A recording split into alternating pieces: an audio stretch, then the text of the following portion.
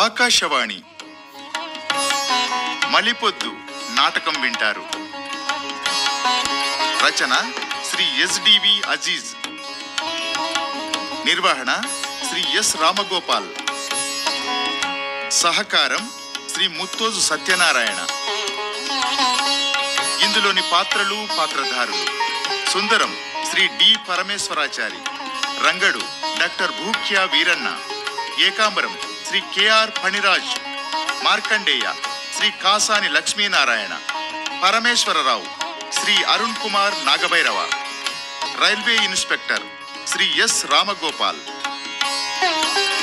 వినండి మలిపొద్దు నాటకం.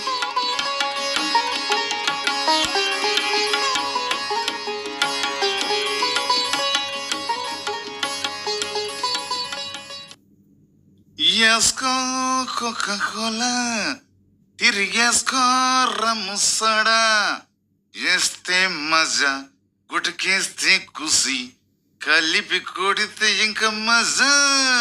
వేసుకో కోకా-కోలా. ఈ సినిమా ఈ పాట నాలాంటి తాగుబోతుల కోసమే రాసినట్టున్నారు. ఈ రంగడు మందు కోసం వెళ్ళి గంట అయింది, ఇంకా రాలేదు. మధ్యలో ఏం వ్యవహారాలు చేస్తున్నాడో ఏమో. అన్నా అన్నా రా రా, ఇంత ఆలస్యమైందిరా?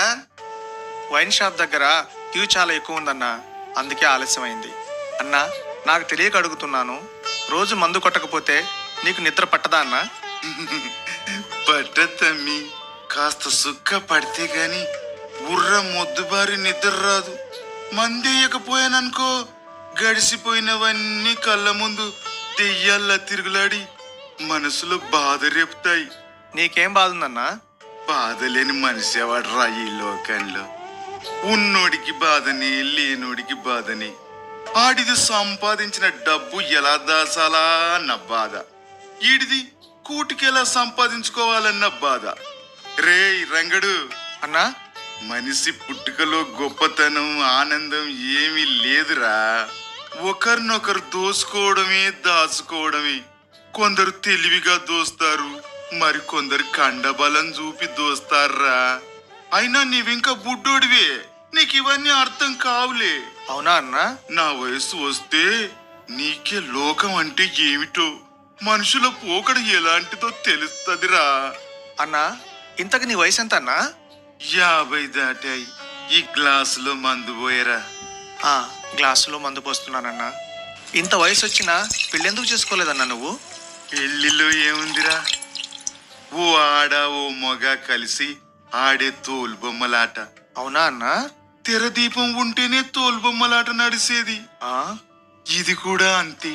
అయినా మనలాటోళ్లకు పిల్లనెవరిస్తారా?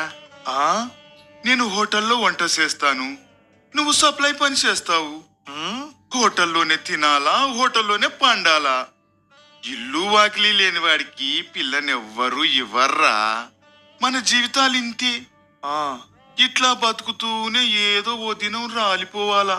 అన్నా, నిజంగా నీకెవరూ లేరా అన్నా? ఎందుకు లేర్రా? ఉండడానికి ఏం అందరూ ఉన్నారు, కానీ అయినా ఇప్పుడు ఎందుకులే ఆ లొల్లెంత, మళ్ళెప్పుడైనా చెబుతాలే. అవునరా రంగడు, నీకు ఎవరు లేరారా? నాకు ఊహ వచ్చాక తెలిసిందేమిటంటే, నేను ఒక రైల్వే స్టేషన్లో దొరికానంట.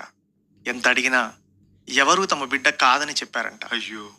చివరికి నన్ను అట్లాగే వదిలేసి రావడానికి మనసొప్పక తన ఇంటికి తెచ్చి పెంచుకున్నాడంట నన్ను పెంచిన తండ్రి ఎల్లయ్య. ఎల్లయ్య అనారోగ్యంతో చచ్చిపోయాక ఆమె కూతురు మల్లమ్మ, ఆమె భర్త వెంకటేశులు ఈ విషయం చెప్పారు. ఎల్లయ్య భార్య ఓ కూతుర్ని కని కొన్నాళ్ళకే చనిపోయిందట. నన్ను పెంచుకునేటప్పటికే అతను కూతురు పెళ్లి చేశాడు. నన్ను ఎల్లయ్య తను చనిపోయేదాకా సొంత కొడుకులాగే చూసుకున్నాడు. మేముండే వీధిలోని మున్సిపల్ స్కూల్కి పంపేవాడు. నేను 10వ తరగతి దాకా చదువుకున్నాను. 10వ తరగతిలో ఉండగా ఎల్లయ్య పోయాడు. నన్ను చదివించడానికి ఎవ్వరూ ముందుకు రాలేదు. ఎల్లయ్య అల్లుడు నన్ను బయటికి తోసి ఎల్లయ్యకున్న రేకులు ఇల్లు అమ్మేసుకొని వెళ్ళిపోయాడు. నాకెక్కడికి పోవాలో తెలియలేదు. కొన్నాళ్ళు వీధి మధ్యలో ఉన్న చెట్టు కింద పడుకునేవాణ్ణి. వాళ్ళు వీళ్ళు కాస్త అన్నం పెట్టేవారు. ఇలాంటి పరిస్థితుల్లో చదివెట్ట సాగుతుంది. ఇక అక్కడ ఉండటం ఇష్టం లేక ఆ ఊరు వదిలేశాను. ఎక్కడెక్కడో తిరిగాను. కొన్నాళ్ళు రాత్రులు ఫుట్పాత్పై పడుకొని పగలు అడ్డా కూలీగా కూడా పనిచేశాను. పని ఉన్ననాడు తిండి, లేదంటే పస్తే. ఇట్లా కాదని చివరికి నీలాగే హోటల్లో క్లీనింగ్ పనికి చేరాను. అయ్యో, అలా పలు హోటళ్లలో పనిచేశాను. చివరికి ఈ ఊరికొచ్చి నీవు పనిచేసే ఈ హోటల్లో సప్లయర్గా చేరానన్నా. 2 ఏళ్లుగా ఇక్కడే ఉంటున్నాను. నీ తల్లిదండ్రులు నిన్నెందుకు రైల్వే స్టేషన్లో వదిలిపోయారో నాకు అర్థం కావడం లేదు. బహుశా రైలెక్కే తొందరలో నీ గురించి ఆలోచించకపోయి ఉండొచ్చు. రైలు కదిలినాక నువ్వు లేవని తెలిసి పక్క స్టేషన్లో దిగి మళ్ళీ వచ్చి నీ కోసం వెతికి ఉంటారు. ఆ ఎల్లయ్య తన వెంట తీసుకెళ్ళక అక్కడి రైల్వే పోలీసులకు అప్పగించి ఉంటే బాగుండేది. నిన్ను మళ్ళీ వెతకడానికి వచ్చినప్పుడు నీవు నీ తల్లిదండ్రులకు అందుబాటులో ఉండేవాడివి. ఏం చేద్దాం, ఎప్పుడేది జరగాలో అలా జరుగుతుంది. తప్పకుండా ఏదో ఓ రోజు నీ కన్నవాళ్ళు నీకు దొరుకుతారులే. అవును, మీ వాళ్ళ గురించి నీకేమీ గుర్తులేదా? అంటే మీ ఊరు. అదా అన్న, సరిగ్గా నాకు 5 ఏళ్ళు ఉంటాయి. ఏం గుర్తుంటాయి? ఏమీ గుర్తులేదు.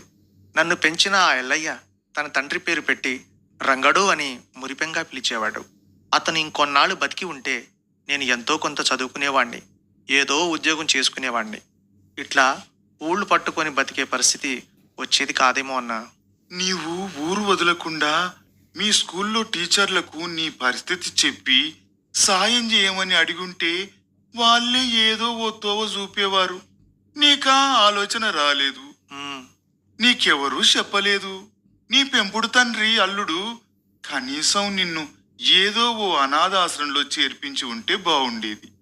అయినా నా పిచ్చి గాని మామ ఇంటినే అమ్ముకొని పోయినోడు నీ గురించి ఎందుకు ఆలోచిస్తాడు? రంగన్న, ఆ? చదువుకో, ప్రైవేట్గా చదువుకో. నీ వయసు ఇంకా చిన్నదే, 25 ఏళ్ళుంటాయా? ఉమ్, ఈ వయసులో కూడా చదువుకోవచ్చులే. రాత్రిళ్ళు చదువుకో. చదువుకుంటేనే ముందు జీవితం బాగుంటాది. ఆ? మన హోటల్కు ఓ రెగ్యులర్ కస్టమర్ వస్తాడు. ఉమ్, పేరు ఏకాంబరం, మంచివాడు. ఆ ఆ సార్ నాకెందుకు తెలియదు. నన్ను ఎరా రంగడు అని నవ్వుతూ పలకరిస్తాడు. నేను అడగకున్నా అప్పుడప్పుడు 5-10 ఇచ్చిపోతాడు. నేను అతన్ని అడుగుతాను. అతనే నీ విషయంలో ఏదో ఓ దారి చూపకపోడు. ఉమ్, ఎల్లు, ఎల్లి తినేసి పడుకో. మళ్ళీ పొద్దున్నే లేయాలా? వెళ్ళు. మరి నువ్వన్నా? ఈ మందు పూర్తి అయ్యాక వచ్చి తింటాలే. వెళ్ళు. అట్టాగే అన్నా. ఏమిటో లోకం, ఒక్కొక్కరిది ఒక్కో తీరు.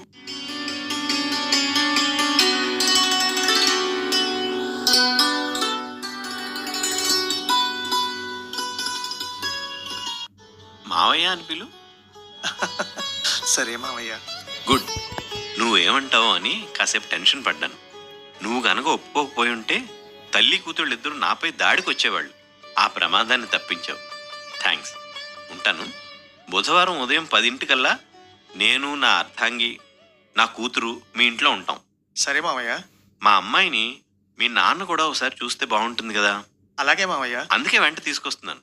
ఈలోపు మీ అక్కయ్యలకు కూడా ఫోన్లు చేసి రప్పించు. అలాగే మావయ్య. ఉంటానయ్యా. ఇక మీ ఊరికి రావడానికి రైలుకి రిజర్వేషన్ చేయించుకుంటాను. అలాగే సార్, మంచిది. ఎవరితరంగా ఫోను? ఏకాంబరం గారు ఫోన్ చేశారు నాన్న. వాళ్ళ అమ్మాయిని నాకు ఇవ్వాలనుకుంటున్నారట. బుధవారం వస్తామన్నారు. చాలా సంతోషం నాయనా. మీ ఎక్కలకు కూడా ఉంచి చెప్పు. అలాగే నాన్న. రంగా, నాన్న. ప్రాప్తం ఉంటే ఏదైనా దొరుకుతుంది. నాన్న. ప్రాప్తం లేనప్పుడు ఎంత వెంపర్లాడినా ఏమీ కాదు. ఇది నా జీవితానుభవంతో చెప్తున్న మాటలు. పెద్దలు చెప్పిన మాటలు కూడా అనుకో. రుణానుబంధ రూపేణ పశుపత్ని సుతాలయ అంటారు. నీవు విద్యావంతుడు కావడానికి సహకరించిన ఆ ఏకాంబరం గారు తన అమ్మాయినే నీకు ఇవ్వాలనుకోవడం అలాంటిదే నాయనా. అవును నాన్న, నిజంగా నా జీవితంలో ఇది మలిపొద్దు నాన్న.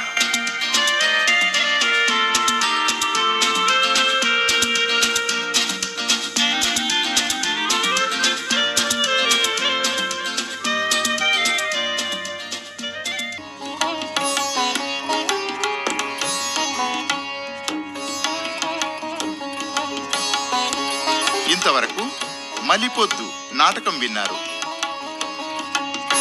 రచన శ్రీ ఎస్డివి అజీజ్, నిర్వహణ శ్రీ ఎస్ రామగోపాల్, సహకారం శ్రీ ముత్తోజు సత్యనారాయణ.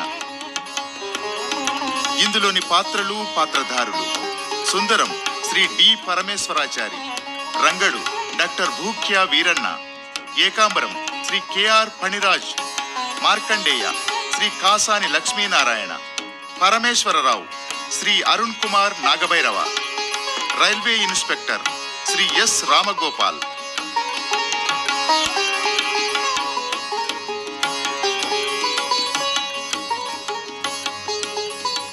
ఈ కార్యక్రమం ఆకాశవాణి హైదరాబాద్ కేంద్ర సమర్పణ.